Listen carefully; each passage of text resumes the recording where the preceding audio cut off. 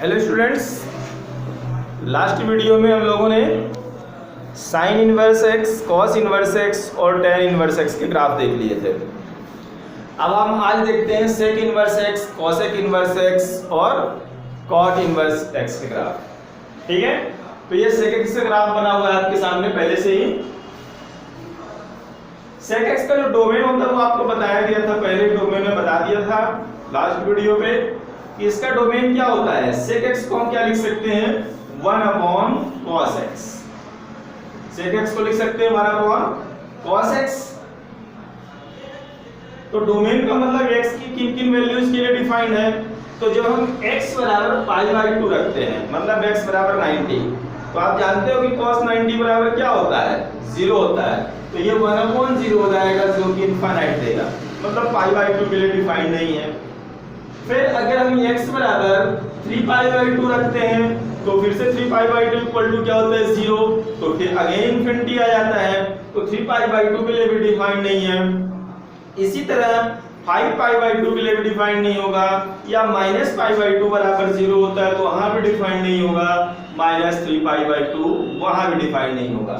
तो इसका मतलब जो इसका डोमेन है इस तरह से है, वो सारे रियल नंबर्स के लिए डिफाइंड है, बट x की उन वैल्यूज के लिए डिफाइंड नहीं है जो ऑड π/2 देते हैं। जैसे π/2 1π/2 ऑड हो गया, 3π/2 5π/2 7π/2, या -y n belongs to integers है, माइनस भी ले सकते हैं इनकी वैल्यू, -π/2 -3π/2। ठीक है, तो जो सेक x है उसके डोमेन सारे रियल नंबर्स होंगे, बट इन संख्याओं को छोड़ करके। तो इसका डोमेन इस तरह से लिखा हुआ है, या आप ऐसा भी लिख सकते हो r माइनस ये नंबर्स लिख सकते हो, एक ही बात है। अब आते हैं इसका रेंज। इसका रेंज होता है r-1 से -1। r में से रेंज सारे रियल नंबर्स, उसमें से ये निकाल दो।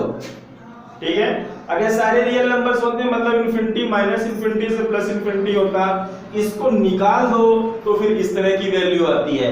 यूनियंस का मतलब क्या होता है? माइनस इंफिनिटी से प्लस इंफिनिटी की सारी वैल्यूज, बट यहाँ पे क्या बाउंड्री में दिया है? -1 और 1। तो -1 और 1 के बीच की संख्याओं को छोड़ करके थोड़ा सा देखेंगे इसका रेंज क्या है। देखो यहाँ पे fx जो दिया हुआ है 1/cos x दिया हुआ है, हमको जो y पे क्या मिलेगा? रेंज का मतलब क्या होगा? y पे मिलता है। रेंज हमको कहाँ मिलता है? y बराबर रेंज होता है, ठीक है ना? fx बराबर y होता है, वो रेंज होता है। तो जैसे ये -1 और 1 लिखी हुई है, तो अगर हम इसके नीचे -1 और 1 लिख दिया, ठीक है ना?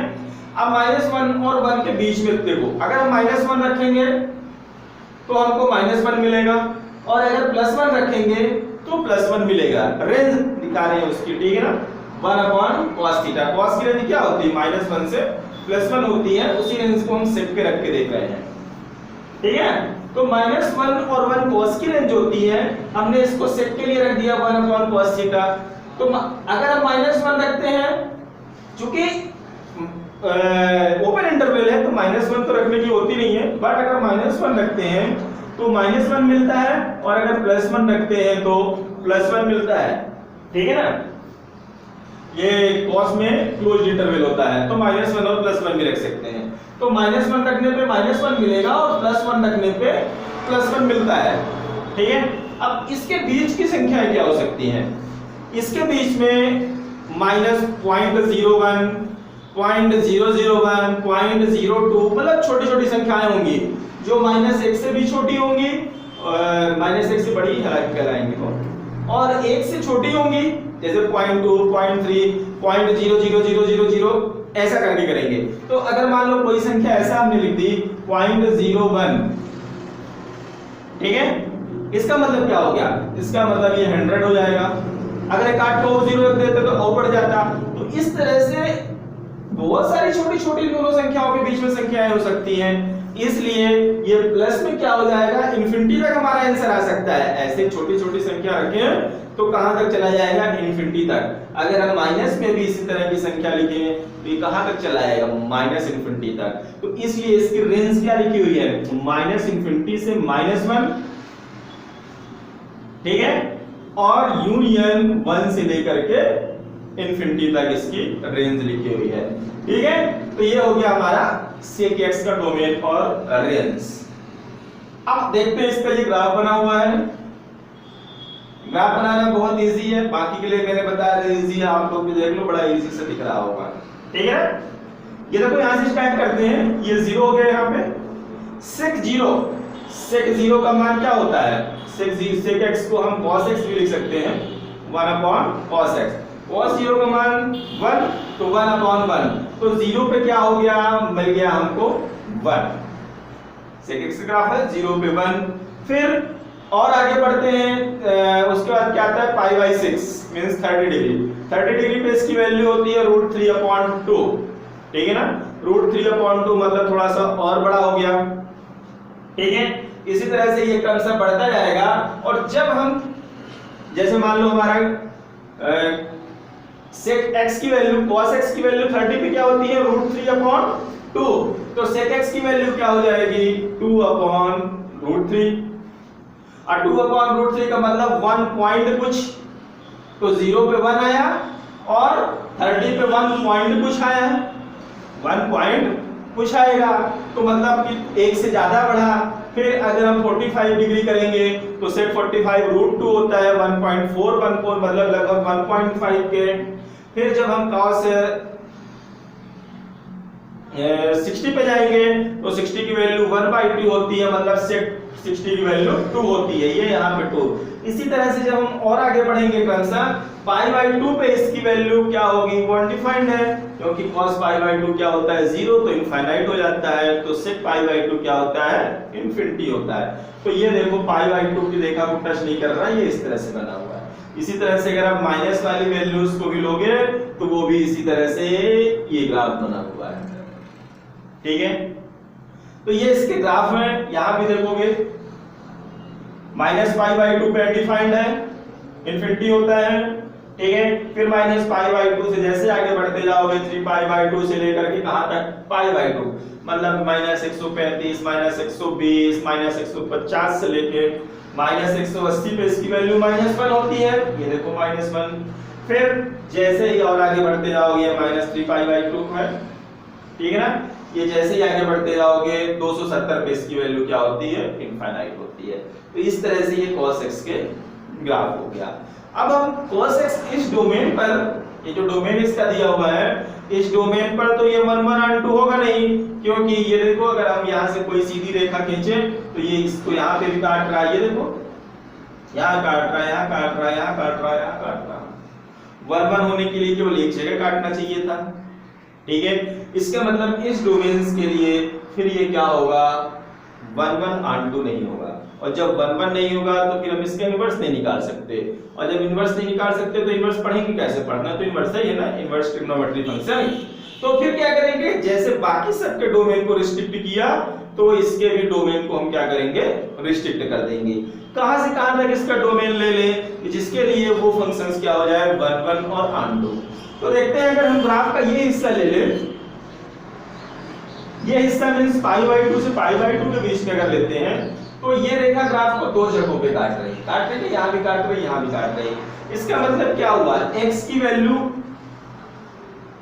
x की जब हम वैल्यू लेते हैं, x की वैल्यूज के लिए y के दो मान मिल रहे हैं। ये देखो 1 और 2 दो जगहों पे काट रही ना, दो जगहों पे काट रही, तो 1 1 नहीं हो गया, मतलब एक ही चीज की -π/2 लो या π/2, ठीक है ना, उनकी इमेज क्या मिल रही है? एक ही इमेज मिल रही है। ठीक है ना, इसका मतलब फिर ये 1 1 नहीं रह गया। तो फिर इस चाहे कोई भी ग्राफ लो, कोई भी हिस्सा लो, यहाँ से लो -3/2 से -π/2 इस पूरे को लो, या फिर π/2 से 3π/2 को लो, या फिर आगे किसी को भी लोगे, सभी जगह पर ग्राफ कितने जगहों पे काट देंगे? 2 जगहों पे।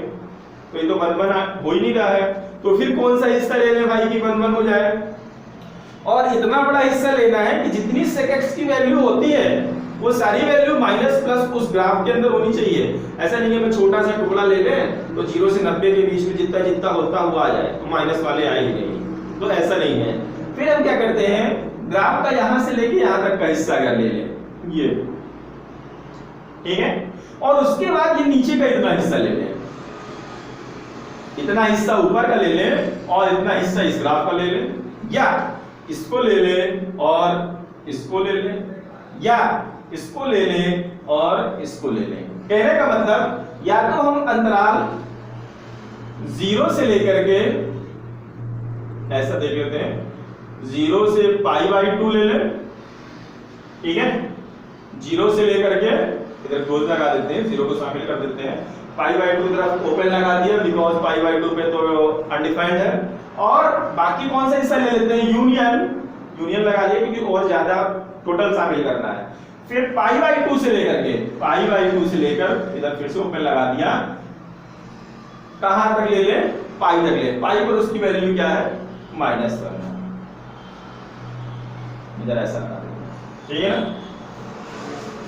तो इसमें आपको सारी वैल्यू मिल जाएगी, 1 से लेकर के -1 के बीच की सारी वैल्यूज आ जाएंगी जितने sec x के मान होते होंगे, ठीक है। और इतने फंक्शंस के लिए ये देखो, जब हम इतना फलन लेंगे और इतना लेंगे, ये इतना हिस्सा ले रहे हैं, ये इधर का और इतना, तो इतने के लिए फंक्शन 1 है, ऑन टू तो ऑलरेडी है, ये देखो कोई भी वैल्यू लेंगे x केवल एक मान, इधर भी x केवल एक मान मिल रहे हैं, ठीक है ना। तो इतने फंक्शन के लिए क्या हो जाएगा हमारा 1 आप चेक कर सकते हो, इन वैल्यू जितनी वैल्यू यहाँ से 0 से पाई के लिए लिखा हुआ है, तो अब इसमें π/2 शामिल नहीं है, ये भी ध्यान रखना है कि π/2 की जो इमेज इंफिनिटी पे जाती है, इसमें π/2 इस पे शामिल नहीं है। तो अगर हम डोमेन केवल इतना लें और उसको इस तरह से बना के अगर हम देखें लाइन मैपिंग द्वारा, रेखा मैप द्वारा जो हम बनाते हैं ना, इमेज बनाते हैं, प्रतिबिंब बनाते हैं, उससे अगर हम देखेंगे तो ये फंक्शन हमारा इतने के लिए क्या हो जाएगा, 1 हो जाएगा, और जब 1 हो जाएगा और अंटू हो जाएगा तो फिर हम इसका क्या निकाल सकते हैं, इनवर्स निकाल सकते हैं, ठीक है ना। इनवर्स में क्या करते हैं, ये देखिए इधर ये बना हुआ है ग्राफ आपका सेक इनवर्स x का, कुछ नहीं, ये जो हमारा x अच्छे इसको हम इस तरह से टर्न कर देते हैं, तो x वाला y पे पहुंच जाता है, y वाला x पे पहुंच जाता है, ठीक है ना। ये हमारा इस तरह से बन जाएगा जिस तरह से इस पे आपको दिख रहा है, ठीक है। ये देखो x बराबर 0, ये x बराबर 1 पे, ठीक है ना। ये π/2 पे क्या हो गया, इनफाइनाइट हो गया, अभी ये इनवर्स, ठीक है ना, ये इन्वर्टिबल हो गया। अब हम इसको लिख देते हैं, ये हो जाएगा y बराबर सेक इनवर्स x, और सेक इनवर्स x के लिए डोमेन क्या हो जाएगा, ठीक है। अभी हमने इसके लिए डोमेन क्या कर दिया, इसका डोमेन इस तरह से रिस्ट्रिक्ट कर दिया, यदि सेक x फ्रॉम दिस टू, इसकी रेंज ये है, या वो कुछ भी लिख सकते हो आप, कोई दिक्कत नहीं है, इसको लिखो या इसको लिखो, r -1 to 1, ठीक है। इतने के लिए ये क्या हो जाएगा हमारा फंक्शन, ये हमारा फंक्शन हो जाएगा 1 और r2, ठीक है ना। इतने के लिए क्या हो जाएगा, 1 और r2 हो जाएगा। तो इसका हम इनवर्स निकाल सकते हैं, और इनवर्स में आपको पता है कि जो डोमेन रहता है वो क्या हो जाता है, रेंज हो जाता है। डोमेन जो है तो रेंज, ये देखो इस रेंज से क्या पता चलता है कि इसमें 1 से बड़ी सारी संख्या है, ठीक है ना। और हम लोग जो क्राइटेरिया ले रहे हैं 0 से लेकर के π/2, ये 0 से π/2 के बीच का है, और π/2 से -π, ये इतना, इधर का ये हिस्सा और इधर का ये हिस्सा, ठीक है। तो इसके में बीच में अगर आप देखना चाहो तो ये देखो, ये x की इतनी वैल्यूज नहीं रखनी है, x की इतनी वैल्यूज हमको नहीं रखनी है, ठीक है ना। मतलब डोमेन में x की इतनी वैल्यूज नहीं आएंगी, -1 से 1 के बीच की वैल्यूज हमको नहीं रखनी है। तो फिर सेक इनवर्स x का जो डोमेन हो जाएगा वो चाहे आप इस तरह से लिखो, r -1 to 1, ठीक है ना। 1 रख लिया क्योंकि 0 पे 1 होता है, कोई दिक्कत नहीं है, ठीक है ना। तो आप इस तरह से लिख लो और चाहे इस तरह से लिख लो, इसका डोमेन -∞ to -1 और यूनियन 1 to ∞, ठीक है। और जो इसकी रेंज हो जाएगी, इसकी रेंज है ये 0 से π/2, जो डोमेन है वो इनवर्स के लिए क्या बन जाता है, वही इनवर्स के लिए बन जाता है हमारा रेंज बन जाता है 0 to π/2, 0 to π/2 यूनियन π/2 से पाई, ठीक है।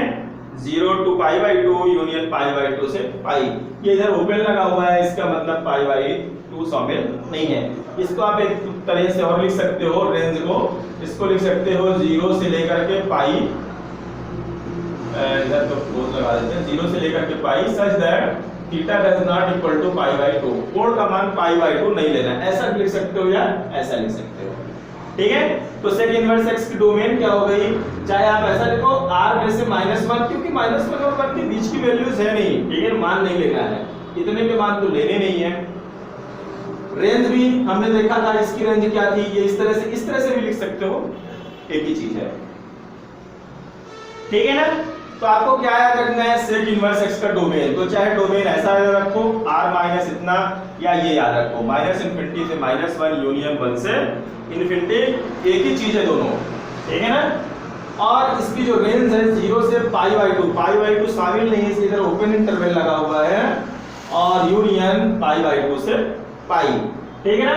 या ऐसा भी लिख सकते हो 0 to π such that theta does not equal to π, 0 से लेके पाई की सारे बीच की संख्या है, बट वहां पे π/2 शामिल नहीं होता, ठीक है। तो ये हो गया हमारा सेक इनवर्स x की डोमेन और रेंज, ठीक है। सेक इनवर्स x की डोमेन और रेंज ऐसा भी लिख सकते हो, सेक इनवर्स ये क्या हो जाएगा हमारा 0 से लेकर के पाई, ये तो इसकी रेंज हो जाएगी 0 से लेकर के पाई, इस तरह से भी लिख सकते हो 0 से लेकर के पाई, और इसमें से π/2 क्या कर देते हैं, निकाल सकते हैं। इस चीज को हम ऐसा भी लिख सकते हैं, ठीक है ना। और इसका जो डोमेन हो जाएगा वो ऐसे लिखा है, तो कोई दिक्कत नहीं। r माइनस -1 r में से इनको निकाल देंगे, तो कोई इतने के लिए डिफाइंड नहीं है, और इसकी रेंज ऐसा लिख लो, ऐसा लिख लो, ठीक है ना। और चाहे इस तरह से लिख लो, एक ही चीज है। इसकी जो प्रिंसिपल ब्रांच है वो क्या है, इसकी जो प्रिंसिपल ब्रांच है वो हमने क्या ली है, यही तो प्रिंसिपल ब्रांच है, ठीक है। जितने के लिए डिफाइंड किया वही तो उसकी प्रिंसिपल ब्रांच कहलाती है, ठीक है ना। प्रिंसिपल ब्रांच भी आप लोगों को याद रखना है, ठीक है। क्या प्रिंसिपल ब्रांच है, π/2 से y की वैल्यू बड़ी या पाई से छोटी या पाई के बराबर, ठीक है ना। तो ये हो गया हमारा sec x, ठीक है ना। अब चलते हैं cosec x की ओर, और cosec x का ग्राफ बनाते हैं, देखते हैं वो किस तरह से बनता है, ठीक है। ओके, अभी आपके सामने cos x का ग्राफ दिया हुआ है, ठीक है ना।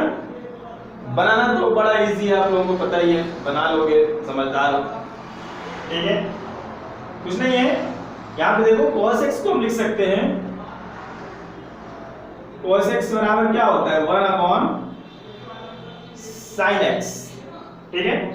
यदि हम x इक्वल टू 0 रखें तो 1/0 sin 0 हो जाएगा, और sin 0 की वैल्यू कितनी होती है, 0, तो फिर ये हो जाएगा 1/0, और 1/0 मतलब इन्फिनिटी, तो फिर 0 के लिए ये फलन डिफाइंड ही नहीं होगा, ठीक है ना। इसी तरह से अगर हम यहाँ पे रखें पाई, साइन पाई, तो फिर से 0 आ जाएगा, फिर से 0 आ जाएगा, तो 1/0 हो जाएगा, तो फिर ये डिफाइंड नहीं होगा, ठीक है। या फिर 2 पाई रखें, या फिर 3 पाई रखें, 2 पाई पर भी क्या होता है, इसकी वैल्यू 0 हो जाती है, या 3 पाई रखो, कुछ भी रखो, -पाई पे भी साइन 0 हो जाएगी, -2 पाई पे भी 0 हो जाएगी, और -3 पाई पे भी, ठीक है ना। इस तरह से इसका जो डोमेन है वो इस तरह से हो जाएगा, सारी रियल वैल्यूज हो जाएंगी, कोई भी मान रख सकते हैं, बट कौन से मान नहीं रख सकते, n pi such that n belongs to i, i मतलब अगर हम n बराबर 1 रखें तो पाई नहीं रख सकते, 2 रखें तो 2 पाई नहीं रख सकते, क्योंकि cosec 2 पाई का मान क्या हो जाएगा, sin 2 पाई का मान 0 हो जाता है, तो फिर ये अनडिफाइंड हो जाएगा। 3 पाई नहीं रख सकते, इसी तरह -पाई नहीं रख सकते, -2 पाई नहीं रख सकते, -3 पाई नहीं रख सकते, -4 पाई नहीं रख सकते, कुछ भी नहीं रख सकते इस तरह के। तो हमने रियल नंबर से इनको निकाल लिया, तो इस तरह से इसका ये डोमेन आ गया, ठीक है। अब यहाँ पे हम आते हैं इसके ग्राफ में, देखो साइन जीरो पे फलन डिफाइंड नहीं है, इसलिए ये जीरो पे कहीं पे ये ग्राफ कट नहीं कर रहा है। इस y एक्सिस पे x इक्वल टू 0 होता है, कहीं पे ग्राफ कट नहीं कर रहा।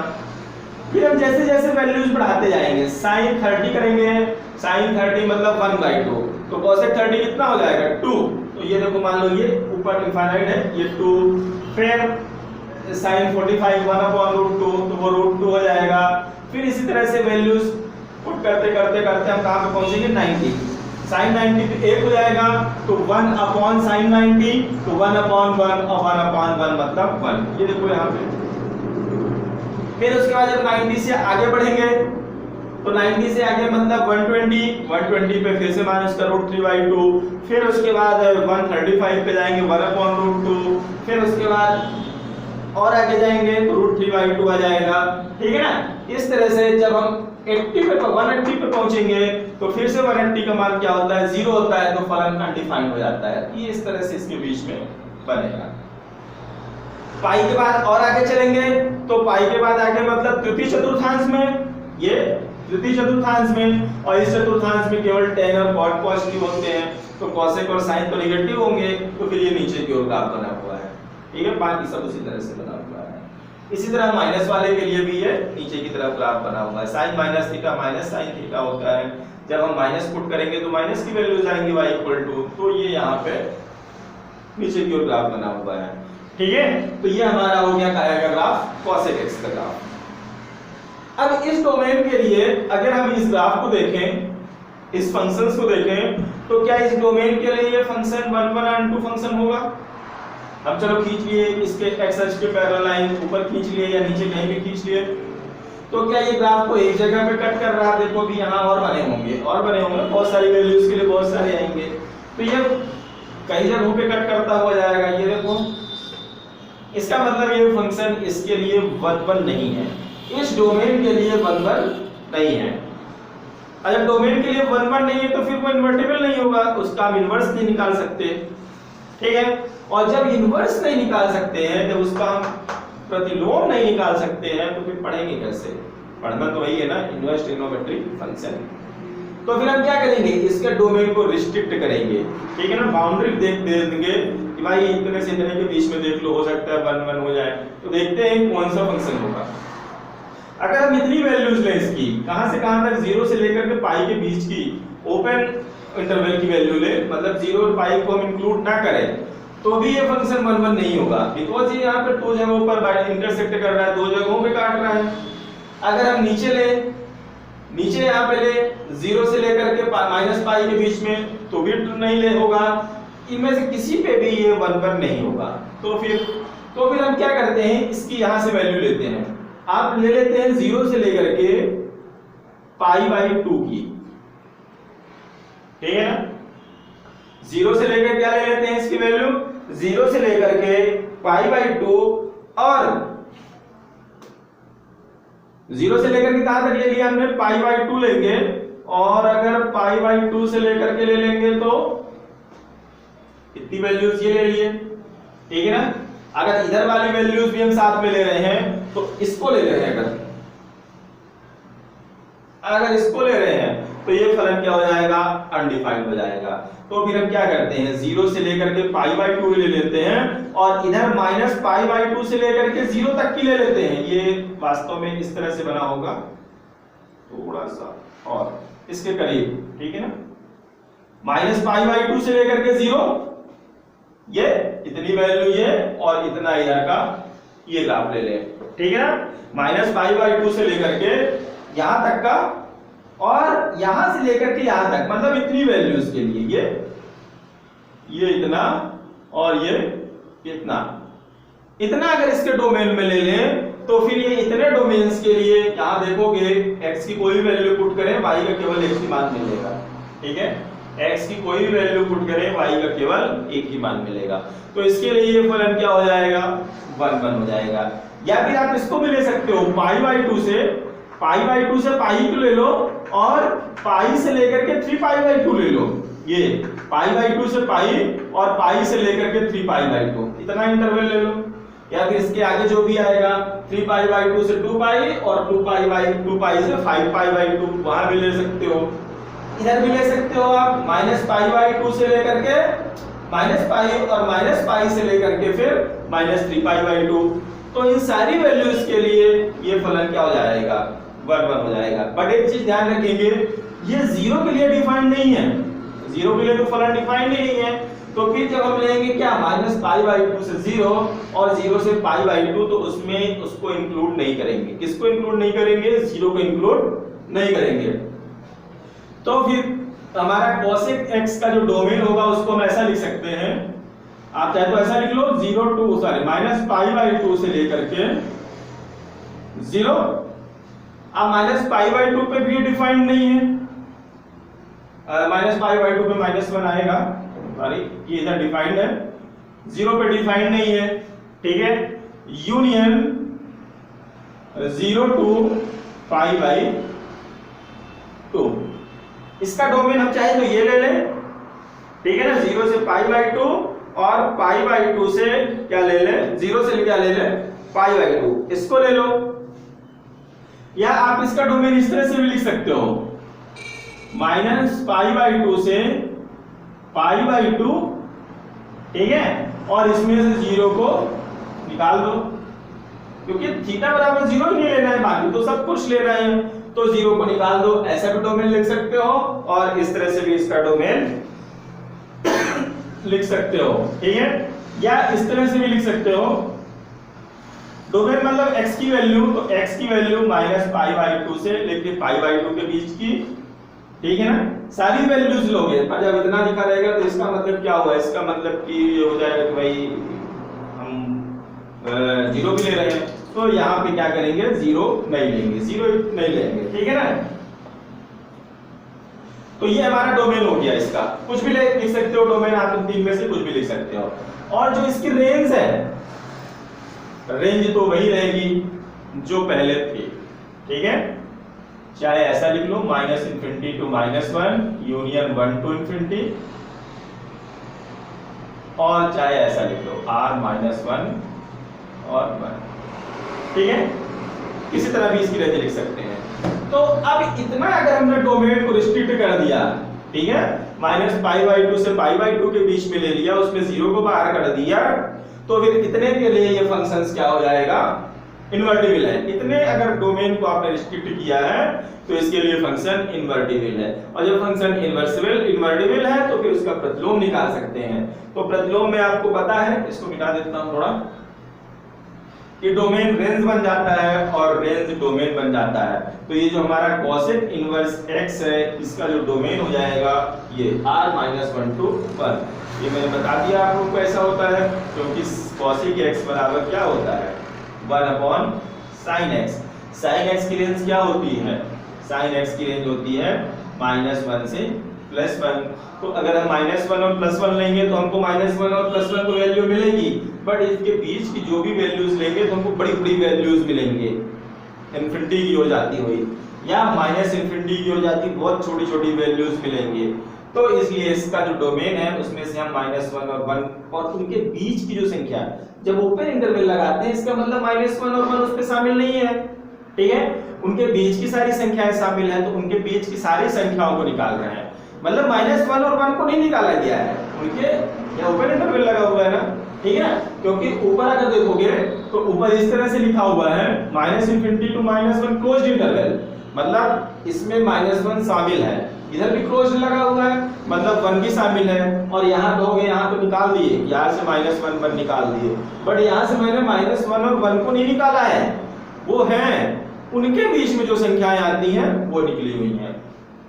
तो cosec इनवर्स x का डोमेन ऐसा होगा -1 से 1, ठीक है ना, या इसी को लिख लो, कोई दिक्कत नहीं है, ठीक है, ऐसा भी लिख सकते हो, कोई दिक्कत नहीं। cosec इनवर्स x का डोमेन जो हो जाएगा -∞ से -1 और यूनियन 1 से लेकर के ∞, ठीक है। और जो इसकी रेंज होगी, रेंज ऐसा लिखो, चाहे ऐसा लिखो, ऐसा लिखो, वो आपके ऊपर डिपेंड है कि आप उसको कैसा लिखते हो, ठीक है।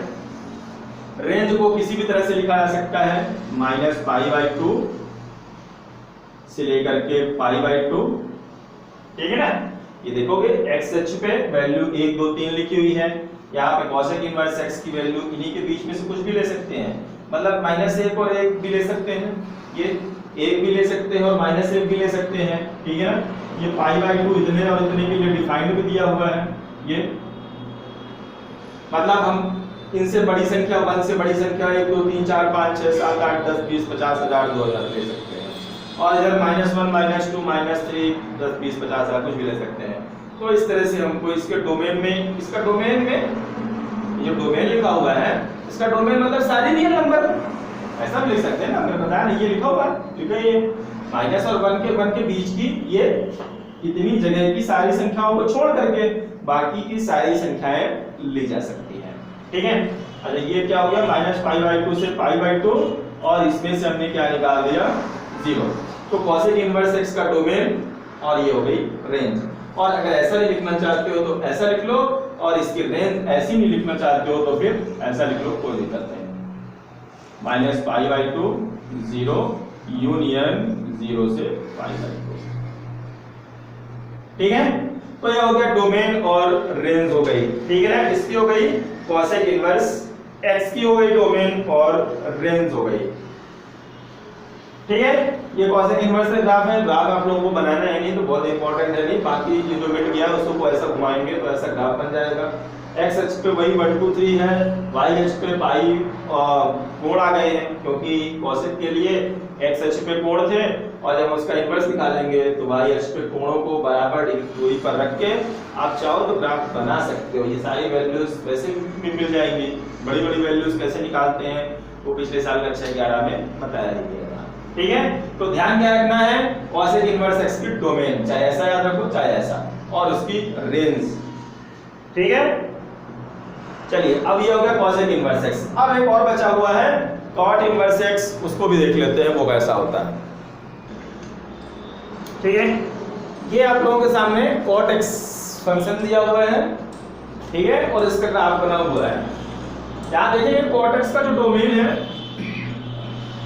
cot x का जो डोमेन है, डोमेन में सारे रियल नंबर से x belongs to r -n π सारे रियल नंबर्स होंगे, बट कौन कौन से रियल नंबर्स x अक्ष में क्या लिखे हुए हैं, कोण लिखे हुए हैं, तो मतलब कोण के कौन कौन से मान नहीं लिया जा सकता। तो यहां पे देखेंगे n belongs to i, n equal to 1, क्योंकि cot x बराबर होता है cos x upon sin x। तो जब हम sin 0 रखेंगे तो sin 0 पर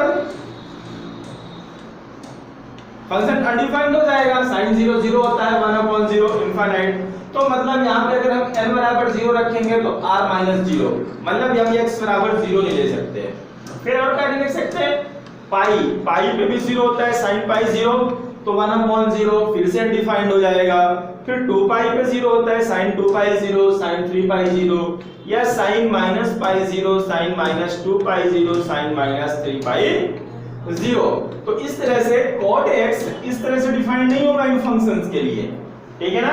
1 π 2 π 3 π -π -2 π -3 π और 0, तो इन फंक्शंस के लिए डिफाइन नहीं होगा, बाकी के लिए डिफाइंड है। अच्छा चलो डिफाइंड है, पर हमको उससे मतलब ही नहीं था कि किसके लिए डिफाइंड था किसके लिए डिफाइंड नहीं था, वो तो एक ग्राफ बनाने के लिए था, इस तरह से ग्राफ बना लिया। इसकी रेंज क्या है, इसकी रेंज वही है जो tan की है, 1/tan थीटा -∞ टू ∞। इसका ग्राफ देखते हैं, sin 0 पे सॉरी x बराबर 0 रखने पे ये cot x बराबर 0, ठीक है ना, sin 0 0 हो जाएगा। फिर जब हम यहाँ पे क्या रखेंगे, π/6 30 डिग्री रखते हैं ना, तो 30 डिग्री रखेंगे तो cot 30 का मान कितना होता है, cot 30 का मान होता है √3, है ना, √3 मान हो जाएगा। तो √3 मतलब 1.732, मतलब ये बड़ी संख्या, ठीक है ना। 0 पे तो डिफाइंड ही नहीं था, sin 0 डिफाइंड नहीं था, देखो ये 0 पे इसका ग्राफ टच नहीं कर रहा है। फिर क्रमशः जब आगे बढ़ते जाओगे तो संख्या घटती हुई आती है, ठीक है। पहले √3 आएगा, फिर 1 आएगा, फिर 1/√3 आएगा, ठीक है ना, √3 यहाँ कहीं होगा, 1 तो यहाँ पे है, फिर 1/√3 यहाँ कहीं होगा, और जैसे ही π/2 पे आओगे तो cot π/2 का मान क्या होता होगा, 0। sin cos π/2 अपॉन sin π/2 0 हो जाएगा। तो देखो ये यहाँ पे टच कर गया π/2। फिर जब और आगे की ओर जाओगे, ठीक है, ये सेकंड क्वाड्रेंट में π/2 से π के बीच में cot क्या होता है, ऋणात्मक होता है, द्वितीय चतुर्थ, क्योंकि cot तो तृतीय चतुर्थांश में धनात्मक होता है। तो ये देखो फिर ऋणात्मक संख्या करते करते पाई पे फिर से इसका मान क्या हो जाएगा, अनडिफाइंड हो जाएगा, ठीक है ना। फिर पाई से जब भी π/2 के बीच में जाओगे तो द्वितीय चतुर्थांश में इसमें cot क्या होता है, धनात्मक होता है। ये देखो ऊपर बना हुआ है, धनात्मक है, ऊपर बना हुआ है, पाई से लेके फिर 180 के बाद आप 225 250 जो भी मान रखोगे उसके लिए ये इस तरह से वैल्यूज देता जाएगा। इसी तरह माइनस में भी है, ठीक है ना, -π/2 रखोगे तो इस तरह से वैल्यू हमको मिलती जाएगी, ठीक है ना। ये यहाँ से लेके आप 0 to लेके -π/2 के बीच में ऋणात्मक मान लिया होगा, फिर इधर ऊपर धनात्मक मान लिया होगा। कोई भी लाइन ग्राफ बनाने के लिए अगर आप एक मानों की सारणी बना लो, x बराबर और cot x बराबर लिखते जाओ और फिर उसको अगर पॉइंट करके दर्शाएंगे तो इस तरह से हमको एक फिगर ड्रा हो जाएगा, ठीक है। अब हमको क्या देखना है, क्या ये इस फंक्शन जो दिया हुआ है, जो ये इस डोमेन पर क्या ये 1 और r2 है। तो जब हम इसको चेक करते हैं, ये हमने इसके x अक्ष के समांतर एक लाइन खींच दी, ये ग्राफ को कई जगहों पे काट रही है, चाहे इधर की तो भी कई जगहों पे काटेगी। तो इस पूरे डोमेन्स के लिए ये क्या होगा, 1 तो होने से रहा। तो फिर हम क्या करेंगे, हमको जब डोमेन 1 नहीं होगा तो फिर इन्वर्टिबल नहीं होगा फंक्शन, और आपको पढ़ना तो वही है ना, इनवर्स फंक्शन, ठीक है। और जब इनवर्स फंक्शन पढ़ना है तो फिर हमको क्या करना पड़ेगा, इसके डोमेन को रिस्ट्रिक्ट करना पड़ेगा। तो हम अगर इसका डोमेन यहां से लें, ये वाला ग्राफ देखेंगे इतना, चाहे इसको देख लो, चाहे और आगे जो इसी तरह से बनेंगे उनको देख लो, और चाहे इसको देख लो। इनमें अगर हम ये लाइन को खींचते हैं या x की वैल्यूज लेते हैं तो y का अलग अलग मान मिल रहा है। देखो x बराबर लेंगे तो y इतना आया, फिर इतना आया, फिर मतलब अलग अलग वैल्यूज ले रहे हैं, मिल रहे हैं। तो इस वैल्यूज को अगर हम ले 0 से लेकर के पाई के बीच में लेते हैं तो इतने के ये फंक्शन 1 होगा।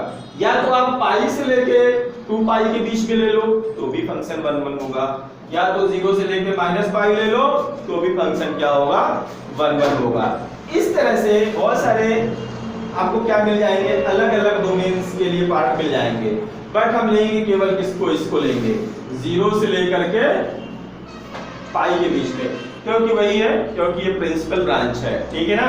तो इस तरह से जो cot x की डोमेन हो जाएगा, जिसके लिए जो फंक्शन इन्वर्टिबल हो जाएगा, वो होगा 0 से पाई ओपन इंटरवल, क्योंकि 0 पे भी अनडिफाइंड है और पाई पे भी अनडिफाइंड है, और इसकी रेंज वही रहेगी, चाहे r लिख लो और चाहे -∞ से ∞ लिख लो, सारी की सारी संख्याएं।